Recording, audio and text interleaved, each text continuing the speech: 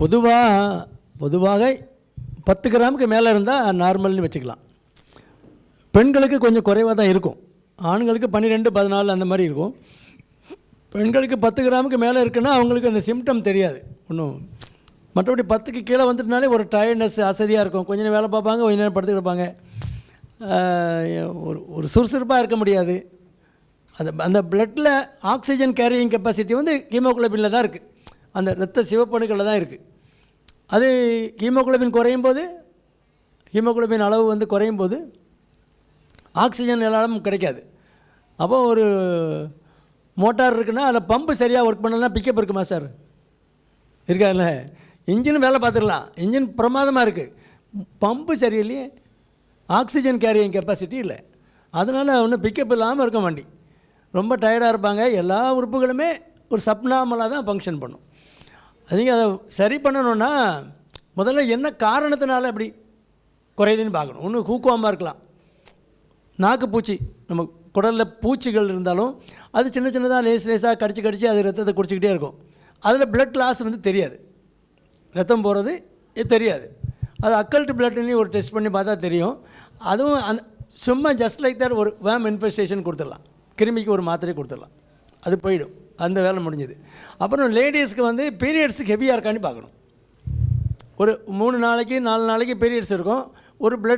ஒரு பீரியட்ஸில் ஒரு 50 ml blood loss இருக்கும் நார்மலாக. சிலருக்கு 200 மில்லி 300 மில்லி லாஸ் இருக்கும். சிலருக்கு வந்து ஃப்ரீக்வெண்ட் பீரியட்ஸ் இருக்கும், ஒரு மாதத்துக்கு 2 தடவை 3 தடவை வந்துடும். அப்படி இருக்கவங்க அதெல்லாம் கரெக்ட் பண்ணணும். இப்போ ஒரு பாத்திரத்தில் தண்ணி ஒழுகுதுன்னா, காணாமல் போகுதுன்னா என்ன, எங்கே ஓட்ட கிடக்கணும் போது அதை அடைக்கணும், அப்புறம் நீங்கள் நிரப்பணும். அதனால் சிலர் பைல்ஸ் இருக்கும், பைல்ஸு ஃபிஷர் இருந்து மோஷன் போகும்போதெல்லாம் சொட்டாக ரத்தம் விடும், சல்லுன்னு அடிக்கும் சில நேரம். அதெல்லாம் கண்டுக்க மாட்டாங்க, பெயின்லெஸ்ஸாக இருக்கும். பைல்ஸில் ப்ளீடிங் இருக்கிறது, வலியே இருக்காது, ஆனால் ரத்தம் மட்டும் போகும். என்னவோ நம்ம கலராக போகுது, ரொம்ப சந்தோஷம் தான் நினச்சிக்கிட்டு இருப்பாங்க. கடைசியில் பார்த்தா ஹீமோகுளோபின் குறைஞ்சி கிடக்கும். அதனால் இந்த மாதிரி பிளட் லாஸ் என்ன காரணங்கள் இருக்குங்கிறத கண்டுபிடிச்சிட்டு நீங்கள் ரீப்ளேஸ் பண்ணணுன்னா கீரை காய்கறிகள் சாப்பிட்டாலே போதும். எல்லா கீரை, கருவேப்பிலை, கொத்தமல்லி, புதினா, இதெல்லாம் நீங்கள் சேர்த்து ஒரு துவையல் வச்சுருக்கோம்ல, அது போதும். அதிலே எல்லாம் இருக்குது. அயன் இருக்குது, கால்சியம் இருக்குது, மெக்னீஷியம் இருக்குது, எல்லாம் நமக்கு தேவையான தாது உப்புகள் எல்லாம் அதிலே இருக்குது. அப்புறம் கோதுமை கேப்பை மாவில் வந்து அயன் கண்டென்ட் அதிகமாக இருக்குது. அப்போ கேப்பை தோசை, கேப்பை உப்புமா, கேப்பை இடியப்பம், அந்த மாதிரி கேப்பை எடுத்துக்கலாம். அந்த சிறுதானியங்கள் அதில் எடுத்துக்கிட்டிங்கன்னா அதில் அயன் கொஞ்சம் கூட இருக்குது. அதுக்கப்புறம் பேரிச்சம்பழம் டெய்லி ஒரு 4 பழம் சாப்பிட்லாம். சுகர் உள்ளவங்களுக்குமே 2-3 பழம் சாப்பிட்டா ஒன்றும் செய்யாது. நீங்கள் எல்லாம் கண்ணாப்பினாண்டு வயிறு முட்டை சாப்பிட்டுட்டு 2-3 பேரிச்சம்பழம் சாப்பிடக்கூடாது. உடலில் எப்போது ஒரு காலையில் இருந்தவொடனே 2-3 பேரிச்சம்பழம் சாப்பிட்டுக்கலாம் சுகர் உள்ளவங்களும். மற்றவங்க 4-5 பேரிச்சம்பழம் டெய்லி சாப்பிட்டுக்கலாம். பல வகைகளில் பேரிச்சம்பழம் சாப்பிட்டுக்கலாம். மற்றபடி நான் சொன்னேன்ல, கீரை ஒரு வாரத்தில் ஒரு 2 நாளைக்கு தண்டங்கீரை வச்சா போதும். நான் அந்த பசங்கிட்ட கேட்பேன், உங்களுக்கு இனிமையாக இருக்குது, பொட்டல் புதூர் யானைக்கு எங்கே மட்டன் வாங்குறாங்க தெரியுமான்னு கேட்பேன். நம்ம ஊரில் தான் வாங்குறாங்க, எந்த கடை தெரியுமான்னு கேட்பேன். அவன் அந்த கடையாக இருக்குமோ இந்த கடையாக இருக்குமோம்மா. அது வெஜிடேரியன், யானை வெஜிடேரியனுங்கிறது கூட பசங்களுக்கு தெரியல, ஸ்கூல் போகிற பசங்களுக்கு. நம்ம ஊரில் தான் மட்டன் வாங்கி அங்கே கொடுத்து விட்றோன்னு நினச்சிக்கிட்டு இருக்கான். அது பியூர் வெஜிடேரியன். அதை விட சக்தி வாய்ந்தது எங்கேயாவது இருக்கா? சக்தி வாய்ந்த முருகன் எங்கேயா இருக்கா? பெரிய பனைமரத்தையே பிடிங்கி தூக்கி தூர ஊற்றிட்டு போயிடும். அவ்வளோ சக்தி எங்கேருந்து வருது? பச்சை காய்கறியிலேருந்து தான் வருது. இது இந்த மூத்தவர்களுக்கு சொன்னால் தெரிய மாட்டேங்க. அது கேள்வி கேட்டு பதில் சொல்லி, ஏன்னா காய்கறியில் அவ்வளோ சத்து இருக்குது. கீரை தானே சாப்பிடுது, பச்சை பசும் தலைகளை தானே சாப்பிடுது, அதில் எல்லா அயனும் இருக்குது. அப்போ நமக்கு என்ன கீரை சாப்பிட முடியுமோ அதை சாப்பிட்டுக்கணும். கீரை காய்கறிகளை சேர்த்துக்கிட்டாலே போதும். நான்லாம் வீட்டில் எப்போதுமே ஒரு துவையல் வச்சுருப்பேன். அதில் கருவேப்பிலை, கொத்தமல்லி, புதினா எல்லாம் போட்டு அரைச்சி வச்சுருப்பாங்க. அது 2 நாளைக்கு ஒருக்கா அரைச்சாலே போதும். அதில் ஒரு ஸ்பூன் போடாமல் நான் சாப்பிடவே மாட்டேன். அதனால் அது சாப்பிட்டாலே போதும். எனக்கு ஹீமோகுளோபின் பாருங்கள் 12, 14 அப்படி இருக்கும், எப்போதும் அப்படி தான் இருக்கும். அதனால் சிம்பிள், நம்ம அப்ளை பண்ணுறது ரொம்ப சிம்பிள். அதை கொஞ்சம் முயற்சி எடுத்தால் போதும். கீரை காய்கறிகள், கீரை தான் முக்கியம். லேடிஸ்க்கு அயன் மாத்திரை போட்டு விழுங்கி அது வயிற்றுக்கு பிடிக்காமல் வயிற்றால் போய் வாந்தி பண்ணி உங்கள் வயிறு எரிச்சல் வந்து, அது ரேராக தான் சில மாத்திரைகள் ஒத்துக்கும். சரி ரொம்ப குறையாக இருக்குது, என்ன பண்ணுறது, 7 கிராம் இருக்குது, 5 கிராம் இருக்குன்னா ஐவி அயன் போட்டுக்கலாம். ஒரு குளுக்கோஸில் போட்டு வாரத்துக்கு ஒரு தடவை ஐவி அயன், நரம்பில் போடுற மாதிரி அயன்லாம் ப்ரிப்பரேஷன் வந்திருக்கு. வாரத்தில் ஒரு ஐவி அயன் போட்டாலே ஒரு 5-6 வாரம் தொடர்ந்து போட்டோன்னா ஹீமோகுளோபின் இப்போ ஒரு மாதத்தில் 2 கிராம் 3 கிராம் கூடிரும். ஆனால் லாஸ் இல்லாமல் பார்த்துக்கணும். வேறு எங்கேயாவது லாஸ் ஆகுதா, பிளட் லாஸ் இருக்காங்கிறத நம்ம சரி பண்ணிட்டா இவ்வளோ போதும். இதுக்கு மேலே ஒன்றும் இந்த பக்குவமாக இருந்துக்கிட்டால் போதும். உணவு பழக்கங்கள் காய்கறிகளை தான் சேர்க்க மாட்டாங்கிறாங்களே நிறைய பேர். குழந்தைகள்கிட்ட சொன்னால் கீரையா அவன் ஓடியே போயிடுவான் அப்படிங்கிறாங்க. அதனால் அது முக்கியமான ஒரு உணவு நம்ம உடம்புல கண்டிப்பாக சேரணும் அப்படிங்கிறத சொல்லிக் கொடுக்கணும் பிள்ளைகளுக்கு. நம்ம பக்கத்தில் உட்காந்து சாப்பிடணும்.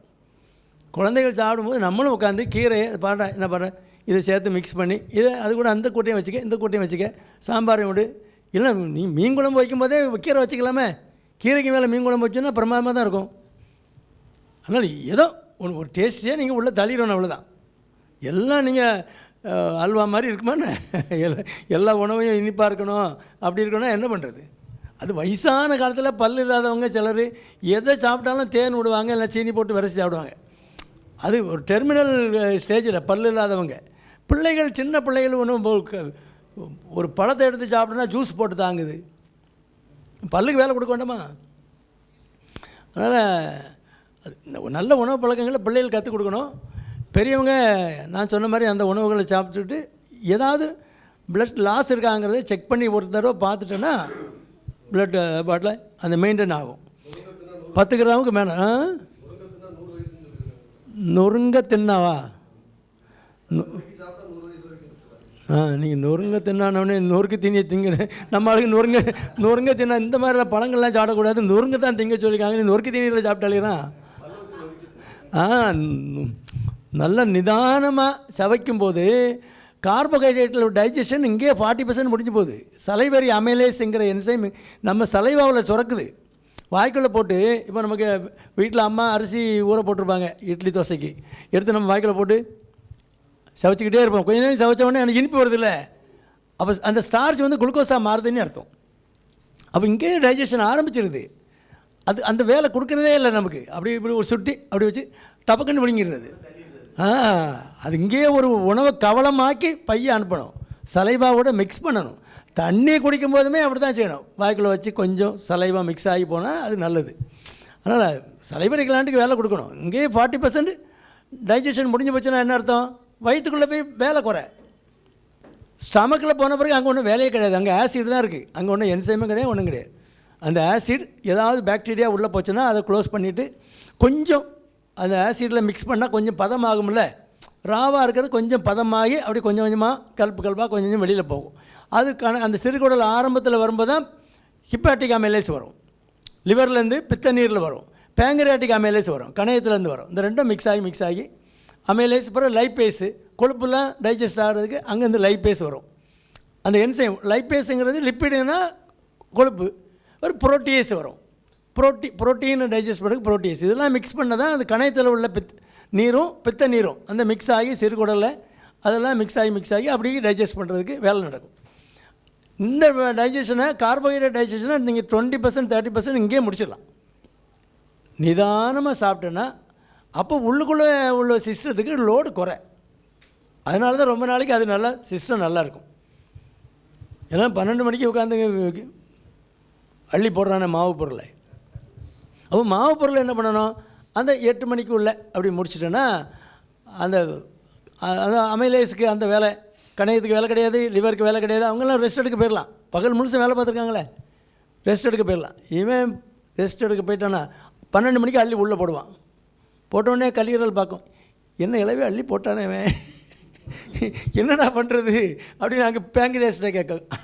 அங்கே கணையத்தில் கேட்டால் ஏய் என்ன செய்கிறது, இது போட்டால் அவன் பாரு நாளைக்கு காலையில் பாரு பிச்சு பிடிங்கிட்டு போகும், வா நீயும் கொஞ்சம் வேலை பாரு நான் கொஞ்சம் வேலை பாருன்னு பாரு ராத்திரி கிடந்து வேலை பார்த்துட்டு கிடக்கும். அப்போ இந்த வேலை பார்த்தா நம்ம வேறு உடலில் உள்ள வேறு டாக்ஸின்ஸ்லாம் இருக்குது. நீங்கள் பகல் முழுசும் ஓடிக்கிட்டு இருக்கீங்க, அதில் நிறைய நச்சு பொருட்கள் பிளட்டில் உண்டாகிருக்கு. இதெல்லாம் மாடிஃபை பண்ணி வெளியேற்றக்கூடிய பொருளாக மாற்றி ஒன்று எதிர் லங்ஸுக்கு அனுப்பணும், இல்லைனா கிட்னி மூலமாக அனுப்பணும். அதனால் அந்த வேலைலாம் நைட்டு முழுசும் லிவர்லாம் பார்த்துக்கிட்டு தான் இருக்குது. அந்த வேலையை பார்க்க முடியாது. இந்த பைப்பில் போட்ட சோத்தை தான் டைஜஸ்ட் பண்ணணும். இவன் போட்ட பரோட்டாவையும் அதையும் இதையும் டைஜஸ்ட் பண்ணி முடிக்கிறதுக்கே விடிஞ்சு போகும். பிறகு எங்கே டாக்ஸின் வெளியில் போகும்.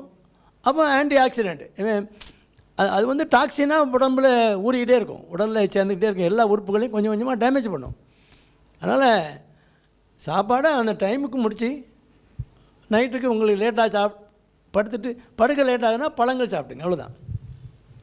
It's predigested food. அதுக்கு வந்து ஃப்ரீ லெஃப்ட்டு போயிட்டே இருக்கலாம், சிக்னலே கிடையாது, சிக்னல் நிற்க வேண்டிய அவசியம் கிடையாது. நம்ம என்ன பண்ணுறோம், சாப்பிட்டு முடிச்சுட்டு அப்புறம் 2 புல்ல போடுறோம். அது இங்கே நின்றுட்டு அங்கே கீழே போகிறதுக்கு 2 மணி நேரம் ஆகும். தேவையில்லை, முன்னால் சாப்பிடணும்ல, சாப்பாட்டுக்கு முன்னால் சாப்பிடணும், இல்லை சாப்பிட்டு 2 மணி நேரம் கழிச்சு சாப்பிடணும். பழம் சாப்பிடும்போது கரெக்டாக சாப்பிடணுன்னா, மறுபடியும் நமக்கு 2 மணி நேரம் முடிச்சிருக்க மாட்டோம் அப்படின்னா ஒரு பழத்தை பின்னால் உரிச்சு போட்டு போயிடலாம்.